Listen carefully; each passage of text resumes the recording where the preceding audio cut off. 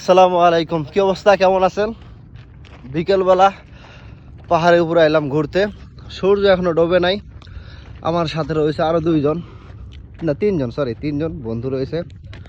আর আমরা ঘাম মুখের মধ্যে চলে আসে। আমরা পাহাড়ের উপরে আসতেছি।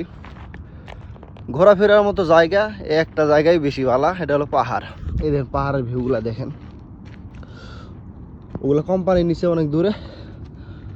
আর এনারা আছে পাহাড় বিজয় করতে। এই যে নাম্বার 1, নাম্বার 2, নাম্বার 3।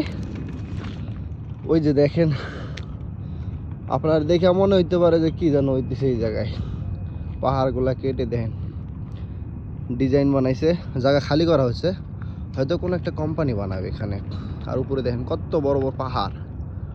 ওহ, প্রাকৃতিক দৃশ্য আসলে মন জুড়ানো, চোখ জুড়ানো দৃশ্য, যা সহজে দেখা যায় না। এগুলো প্রাকৃতিক দৃশ্য কপাল লাগে ভাই। আর আপনি যখন প্রাকৃতিক দৃশ্য দেখবেন, আপনার মন জুড়ে যাবে যে আল্লাহ তাআলার কুদরত আপনি নিজ চোখে দেখতেছেন। সূর্যটা ডুবে যাচ্ছে আস্তে আস্তে।